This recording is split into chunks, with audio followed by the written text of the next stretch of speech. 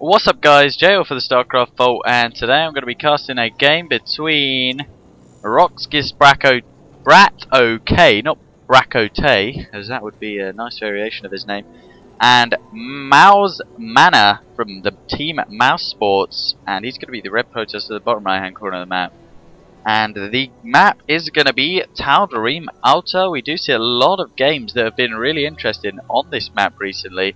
I do believe that the BratOK TLO game that I casted was on this map also, and that was a really good game to watch, so hopefully we can see another good game. This is cross position, so it is a bit of a longer distance, so I doubt we'll see any rushes if the players scout each other's bases. There's not much opportunity for an early rush, as it is just such a huge distance across there. It's like running a marathon. You'd have to be Ethiopian to do this rush.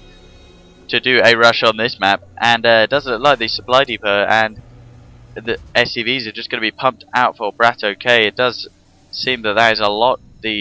Whoa, I'm just messing up everywhere here. It does seem that that is a strategy favoured by a lot of Terran players.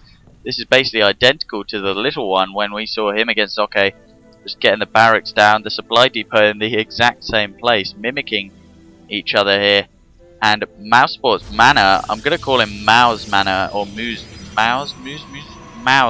Mana, because Mouse Sports has been shortened to Mouse for each of the StarCraft players, as if each player was called Mouse Sports Mana, then I doubt it would fit. As Husky did point out, people would have these ridiculous names like Flying Unicorn, Attack Rapist, Asian Child Slayer, or something like that, but obviously it's not. Roxkiss BratOK is a long name, but that's really irrelevant to the game as the barracks is finished and a Marine coming straight out, as well as the orbital command being morphed for BratOK.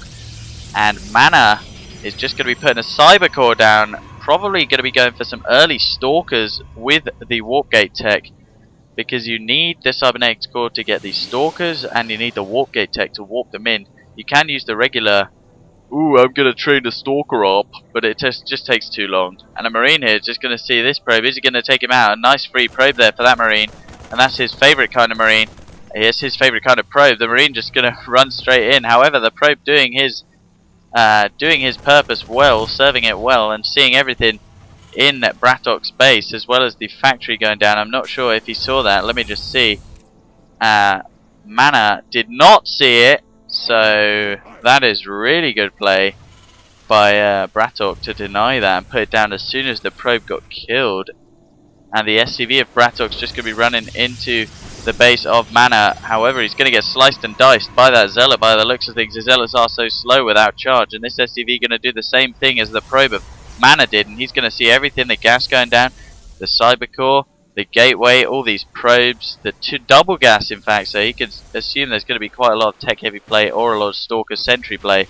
And the SCV is just going to be making sure he sees everything in this base, going into every corner. The stalker does eventually take him down, and this probe just hanging out doing some little dance moves, not realising where the Xel'Naga tower was, eventually finding it and putting himself there, making it so he could see, but no, he's denying his orders and running straight across the map, probably going to be taking this Xel'Naga tower, more useful to him. Sees any rushes or pushes coming earlier. However, no, denying again and just going to be waltzing into the corners, just seeing anything that's going on. Interesting play by Mana. Going to be putting a pylon there, nice proxy. Going to be able to warp things in really close to BratOK's base, who hasn't expanded yet. Neither player expanded, and it is at the 5-minute 30 mark, getting some Hellions out. However, they're not very useful against this army composition, as the stalkers, I believe they are armoured. Yes, they are armoured units. So, but the zealots and sentries aren't, so we could see some damage going down on them. But the stalkers can just take so much abuse. A pylon going down by the Xel'Naga watchtower, and we get a lot of view there. And just more and more Hellions coming out for BratOK. So I'm not sure what he's decided to do here. Marines as well being pumped out. There are reactors on the barracks, as well as the tech lab that is going to be researching Marine shield, which makes those Marines so much more survivable. Is that even a word?